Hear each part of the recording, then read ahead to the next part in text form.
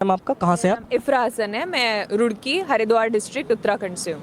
अच्छा, आपका educational background क्या रहा है? मैंने बीटेक किया है कंप्यूटर साइंस में और उसके बाद मैंने यूपीएससी की तैयारी शुरू कर दी थी। अच्छा, ये आपका कौन सा अटेम्प्ट है? ये मेरा 4th अटेम्प्ट है। उससे पहले आपने कभी इंटरव्यू दिया या फिर पहला? नहीं, ये मेरा पहला मेंस और पहला ही इंटरव्यू था।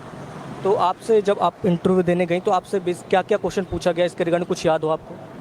सबसे पहले तो मुझसे जाके क्योंकि मेरा नाम थोड़ा यूनिक है तो मेरे नाम का मतलब पूछा गया। उसके बाद मेरे ग्रेजुएशन से रिलेटेड जैसे सेमीकंडक्टर पॉलिसी पूछी गई, कंपनीज पूछी गई, इंडिया अभी क्या कर रहा है सेमीकंडक्टर्स के लिए वो पूछा गया।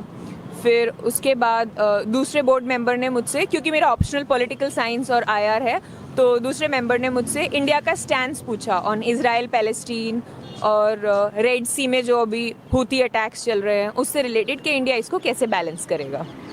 अच्छा, उस इंटरव्यू में आपसे कोई एक ट्रिकी सवाल पूछा हो फिर आप जिससे थोड़ा सा अजीब सा लगा एकदम से, या कुछ ऐसा क्वेश्चन याद हो?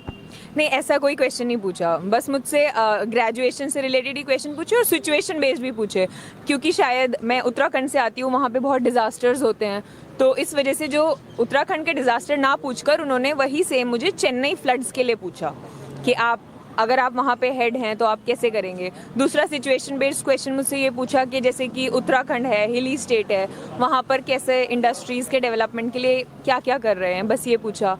और बस ऐसा कोई ट्रिकी क्वेश्चन कोई नहीं था, नॉर्मल क्वेश्चन। अरे, जब हम जैसे इंटरव्यू देते हैं और इसी रिगार्डिंग हमने काफ़ी कोचिंग ली होती है और आप हमारे जो मेंटोर होते हैं, तो उसके रिगार्डिंग आपने कहाँ से कोचिंग ली, आपके कौन से मेंटोर रहे उनके बताने चाहें नाम? मेंटर्स तो मेरे बहुत सारे रहे हैं including my parents, but coaching जो फॉर्मल होती है वो मैंने शुभ्रा रंजन से ली है। ऑप्शनल भी वहीं से किया है, जनरल स्टडीज़ भी वहीं से किया है और टेस्ट भी वहीं पर दिए हैं। बाकी मैं आरसीए में रहती थी, हज कमेटी ऑफ इंडिया आरसीए में, तो वहाँ पे मुझे मेंटरशिप मिली है और बहुत सारे नाम हैं ऐसे, दिव्यांश सर थे और भी मेरे मैम ने मुझे बहुत गाइड किया है। शुभ्रा रंजन मैम ने, वो मेरी मेंटोर थी। एक आशुतोष सर हैं, उन्होंने मुझे गाइड किया है। तो पूरे प्रोसेस में बहुत सारे मेंटर्स मिले हैं, क्योंकि काफ़ी लंबे जर्नी रहा है मेरा। इतनी जो लंबी जर्नी रहती है तो उसमें काफ़ी ज़्यादा हम लो पॉइंट हिट करते हैं कि आपको कभी कभार लगता है कि आप छोड़ देते हैं, अब नहीं हो रहा, तो आपने आपको कैसे हैंडल किया? कुछ एज अ टिप्स जो आपने यूज़ किए हों बता सकें? देखिए, लो पॉइंट तो आता रहता है, मतलब वो इंटरव्यू से एक दिन पहले भी आता है, वो बहुत जाहिर है आना। लेकिन इस जर्नी में टिकने के लिए सबसे ज़्यादा आपको जो याद रखना है ना, एक तो आपके पास एक ऑनेस्ट वाई होना चाहिए कि आपने शुरू ही क्यों किया। उसके बाद आपको पता होना चाहिए कि इस सर्विस का डिमांड क्या है, क्या आप उसको पूरा करते हैं, उसी हिसाब से आपको रुकना चाहिए इसमें। और अगर आप उस सब के बाद एक वाई और आपको पता चल गया है व्हाट विल बी नीडेड, वो दोनों एनालाइज करके फिर आप बार बार इन दोनों रीजंस को विजिट करते रहिए, आप मोटिवेटेड रहेंगे।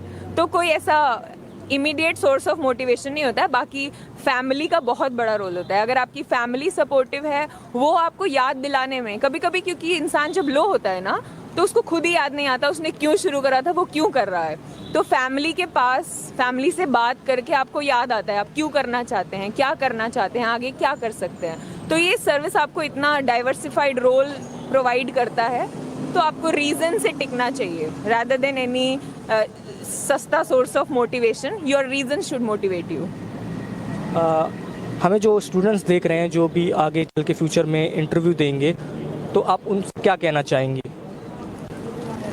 The only thing is be confident, क्योंकि इंटरव्यू में वो क्या पूछ रहे हैं हम कुछ और ही प्रिपेयर करके जाते हैं, वहाँ पर वो उस टाइम पर उनके दिमाग में क्या आ जाए, बस इतना हम बोल सकते हैं कि बी कॉन्फिडेंट। जो आप बोल रहे हैं आपके पास उसके रीजंस होने चाहिए, और बोलते हुए आप उनको अच्छे से समझा पाएँ अपनी बात। कुछ समझ नहीं आ रहा है तो पूछ लें दोबारा, वो बता देते हैं, बहुत कॉर्डियल बोर्ड्स होते हैं।